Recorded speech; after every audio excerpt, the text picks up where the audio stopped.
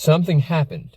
What we have here is an absolutely sick 1990 Isuzu Trooper with the 4-cylinder 5-speed 4-wheel drive. I am stoked beyond words about this build. I've absolutely always wanted one of these. Love the body style. Reminds me of like a JDM Land Rover. Check out this utilitarian, military-esque, bare-bones style interior. I picked this vehicle up with a rough running condition and deemed it had a blown head gasket between cylinders 3 and 4. So we yanked the motor out and we're gonna get it cleaned up. So the plan is to give this engine a new lease on life. Got the head at the machine shop getting reworked. Gonna doll it up real good. Slap some paint on it, make it look all pretty. Also going to be doing some miscellaneous odds and ends as far as preventative maintenance, overdue maintenance, and maybe even a couple upgrades.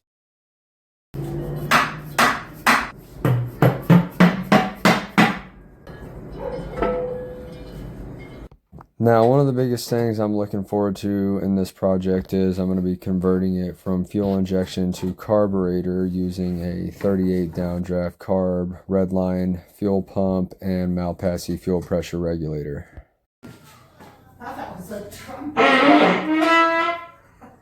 So thanks for tuning in, everybody. Let's revive this old Isuzu Trooper.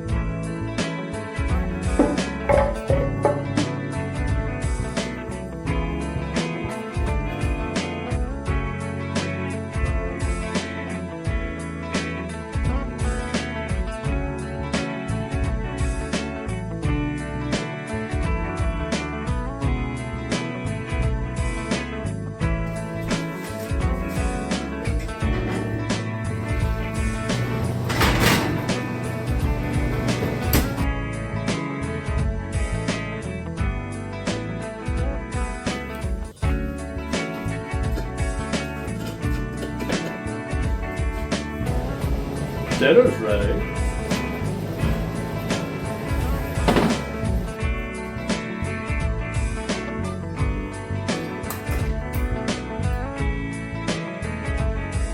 Crank it. That's it.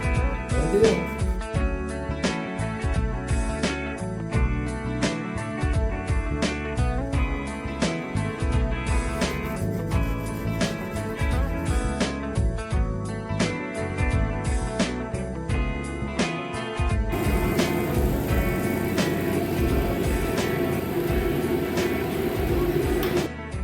Look at this beauty queen. Let's slap a clutch on this thing and get her ready to drop in.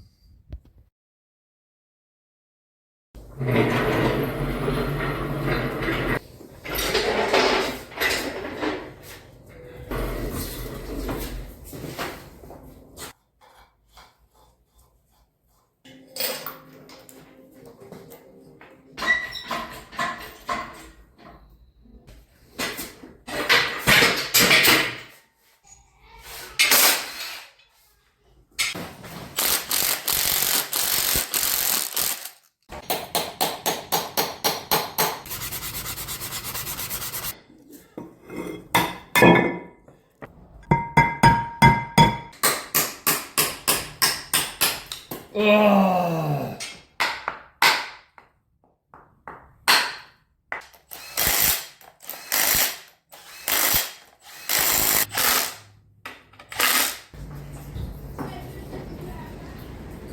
Spin it around and down. All right.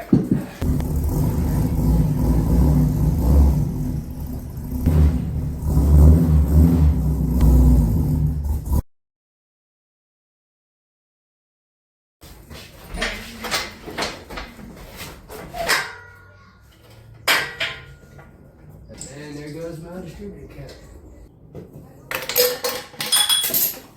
Yeah.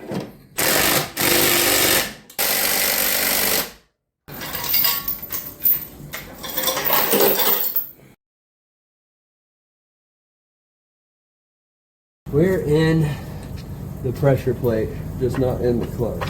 Okay. Good.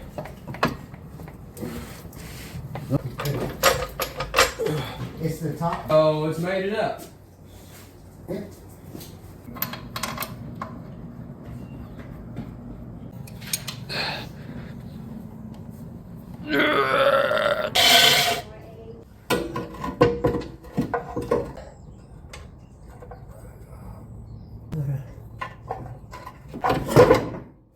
Freaking A.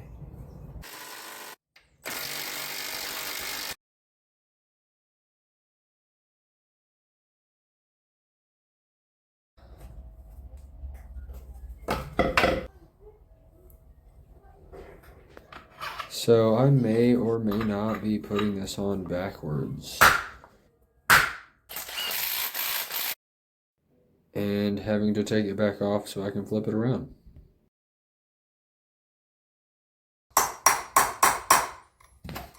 Alright, boo-boos happen. It's okay. They're fixable. One thing I love about these old 4x4s, as opposed to like a lowered car like I'm normally doing, you can just crawl underneath it.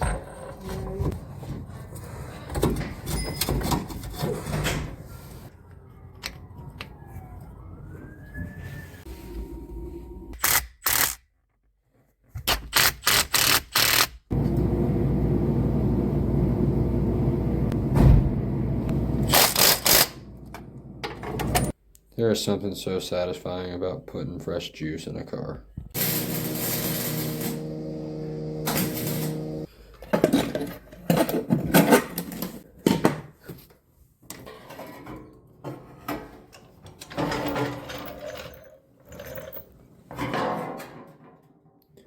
Alright, so we're starting on our fuel system.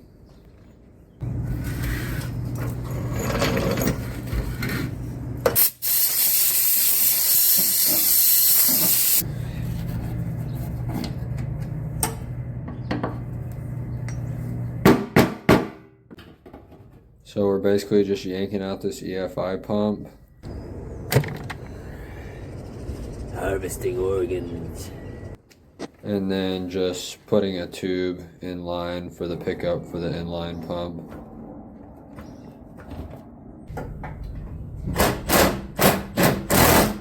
We're going to make a fuel pump bracket out of our old filter bracket.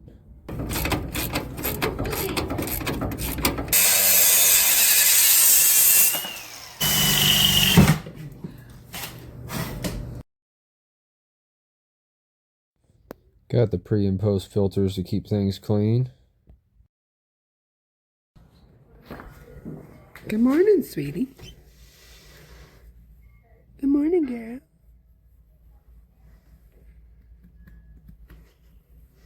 So I filled in this hole for the original carburetor with some epoxy, and we're just going to clean that up, drill it and tap it, and put a stud in it to align with the new carb adapter plate for the downdraft carb.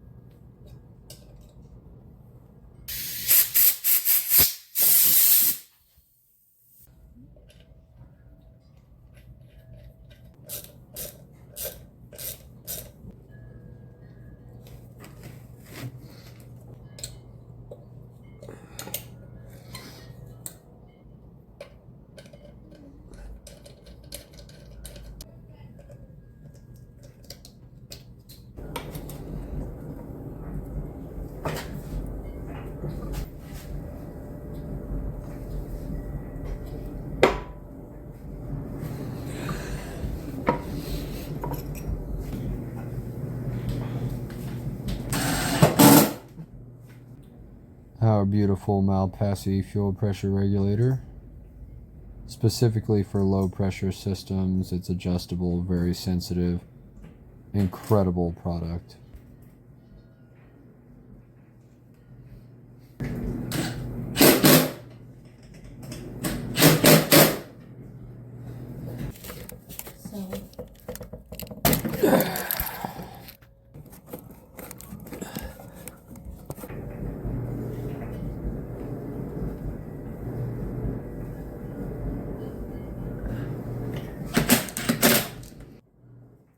So I'm just using a cheapo Amazon fluid-filled fuel pressure gauge. I've used cheap ones, expensive ones. They all do the same thing. On that same train of thought, I will never buy another $400 Weber downdraft because I've used several of those and I've used several of these Chinese knockoff downdrafts. They all do the same thing. They all work great. And I actually love these things. Alright, so we got our throttle bracket switched from this one, which takes like the little universal clamps and stuff. It comes with this one, which is like for a standard throttle cable, with like the end crimped on. Hole is a little big, but I kind of clamped it down so it's snug. Now we just got to figure out what we're doing for a bracket for our factory throttle cable. Now regarding the carb, I do not skimp on the fuel pressure regulator. I always buy a genuine Malpassi, and I do not skimp on the fuel pump. I buy Redline, Carter, built for downdraft, low pressure setups, and always have good performance with those. So here's what we got for now. To the intake manifold bolt, a little piece of steel here, and yeah, go ahead. Yep. Here's some stuff from the original EFI setup we're ditching. Got some emission solenoids, some injector drop resistors and whatnot.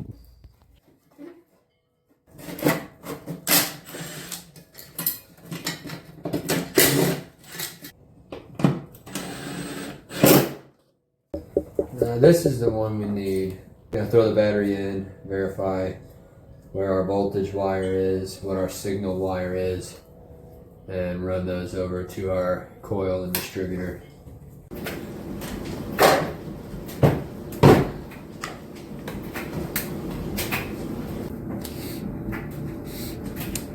So, as expected, blue is our signal wire to the tach, red is our 12 volt ignition on.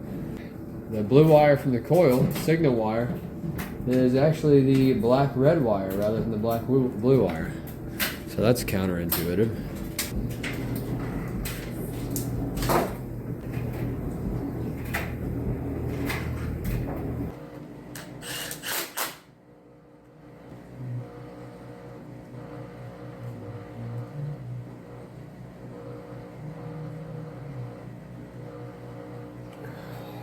We're gonna put some oil in her and see if we can crank it and see if it's got spark.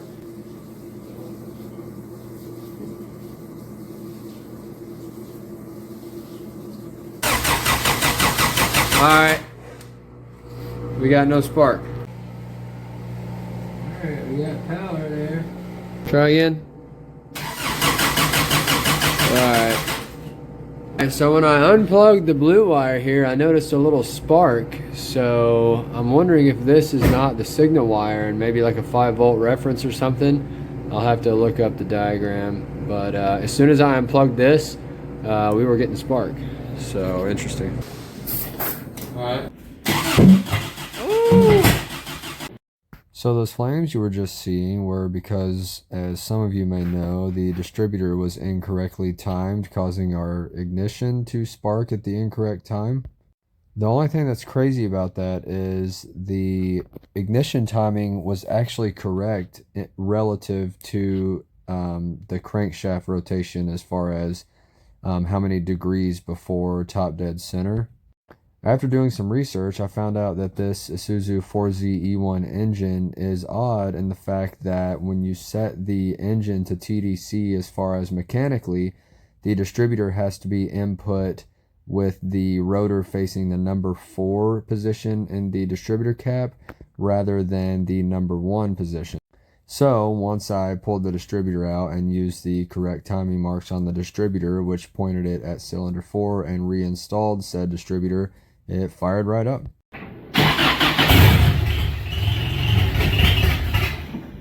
Alright, so now we're going to try to figure out what we're going to draw power for our fuel pump. I don't want to use the factory wiring back there. It's pretty heavily corroded. Is the key on?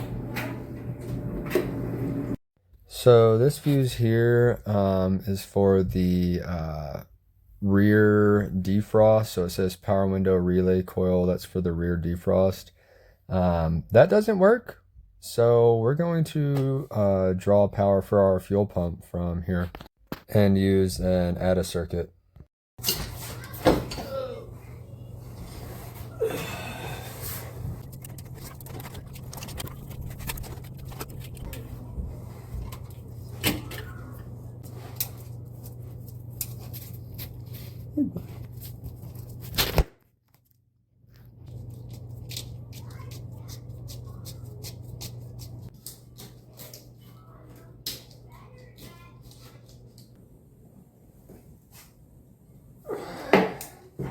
All right, we're gonna trim right here for our wire.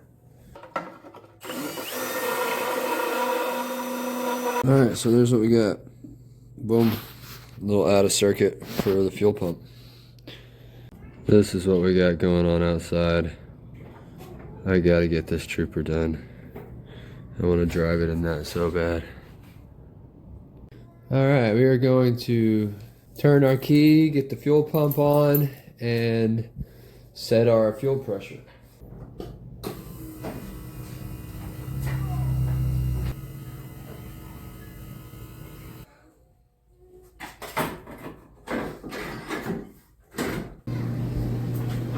Had to cut us a custom radiator hose because the carburetor manifold put the water outlet closer to the head. And this might be crazy, but I don't like these ends sticking off so far. Just have to be sure you don't slice your finger on it. Haha, put my hose on and forgot my shroud.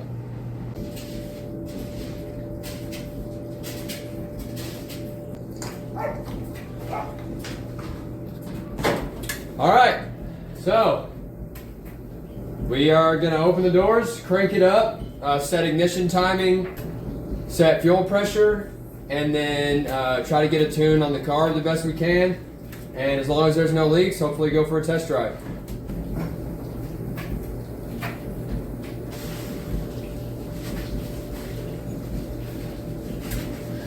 All right, crank it.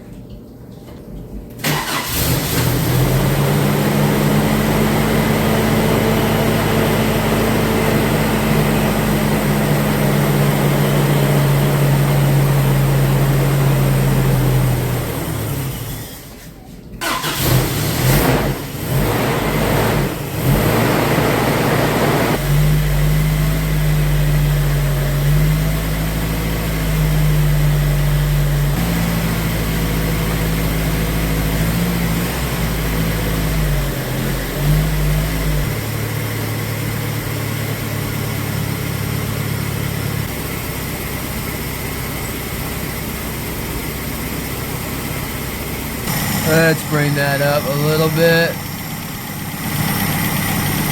About there.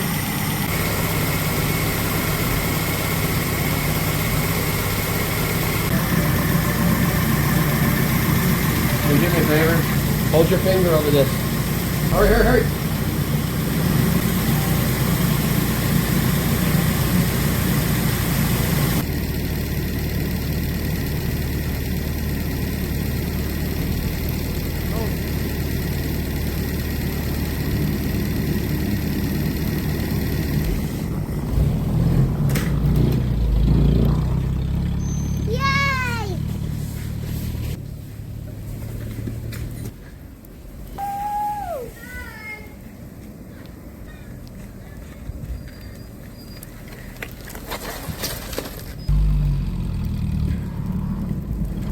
If you look closely, you can see that front caliper trying to drag the wheel.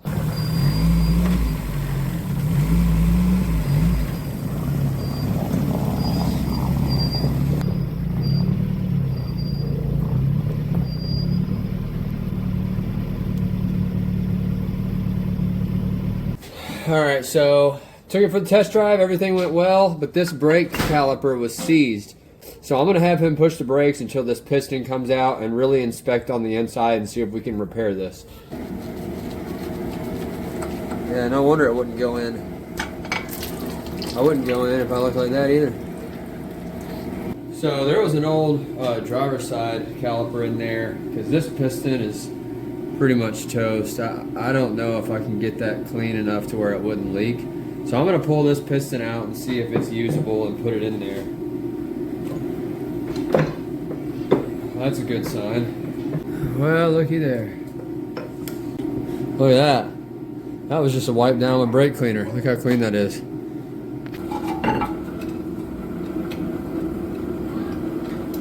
Like, perfect. Now, hopefully it doesn't leak when we get pressure to it.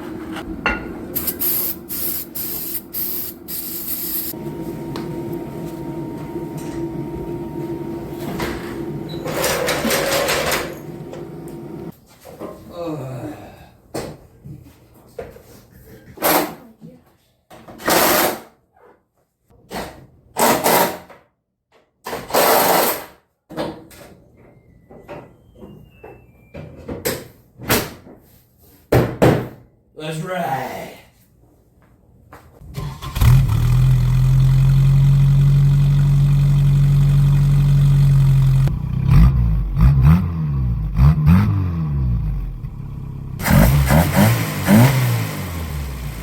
Well, boys and girls, she is running remarkable. Four-wheel drive works, just a beast in the snow. I say we take it for a rip.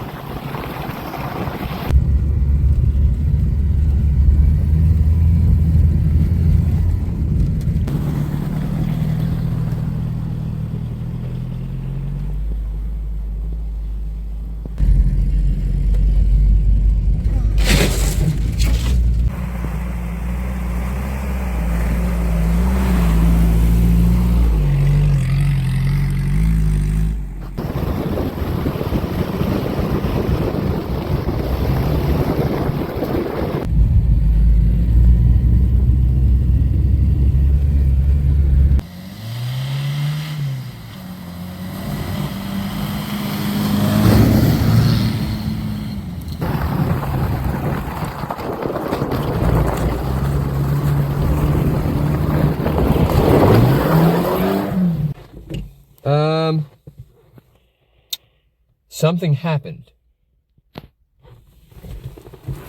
Oh. Ugh. Nice egress. Cross traffic ahead, warning, but not a, hey, freaking mud hole right here warning. Yeah, so that happened. We did not know it was there. The ice is very deceiving, but I do have a buddy on the way, and he actually lives right up the road conveniently, so hopefully he can get me unstuck. but that was like boom out of nowhere.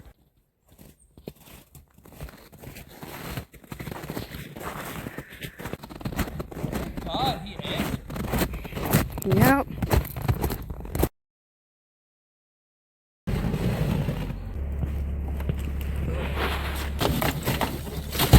I know the struggle out of this area. Is it the same kind? Yeah, let's try that. That way I can ratchet it. Get in your submarine. Oh. You're able to. No, it broke.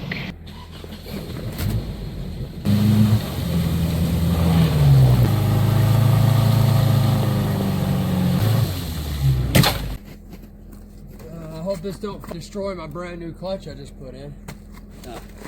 Huh? Man, I think the clutch is the least of your worries.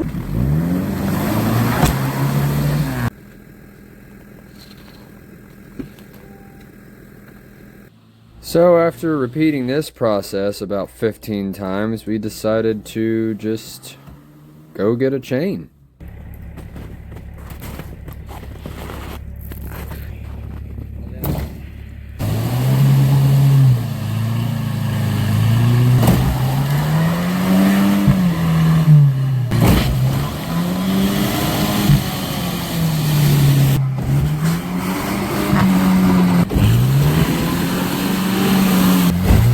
Yeah, that's it. Oh my god.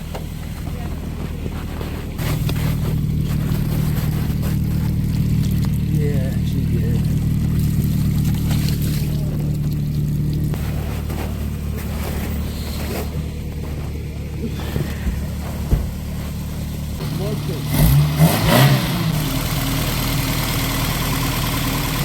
Well, she's good, it sounds like. Let's get her home. Yeah, let's get her home. Thank you so much.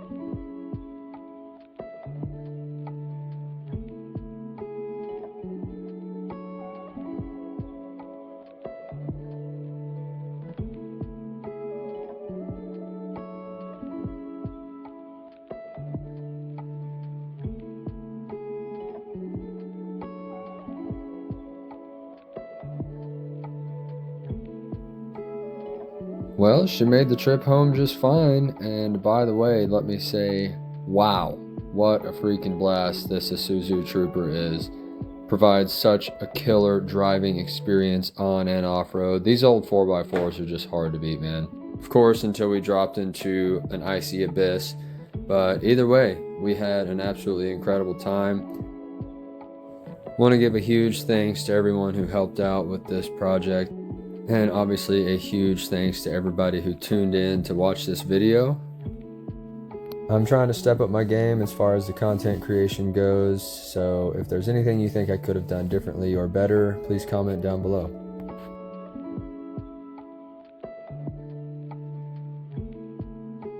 If you liked the video, please consider subscribing to Peculiar Garage to be notified anytime a new video comes out, any future project plans, and it would be incredibly supportive in helping us revive and put these old vehicles back on the road. So what's next for the old Trooper? Well, we already gave the engine a makeover. I think it's time we give the exterior and the interior a makeover. Gonna be buffing the paint, maybe painting some stuff, cleaning it up real good. So yeah, stay tuned. Thanks so much for joining us here at Peculiar Garage to watch this Trooper build. But before you go, let me leave you with a little something.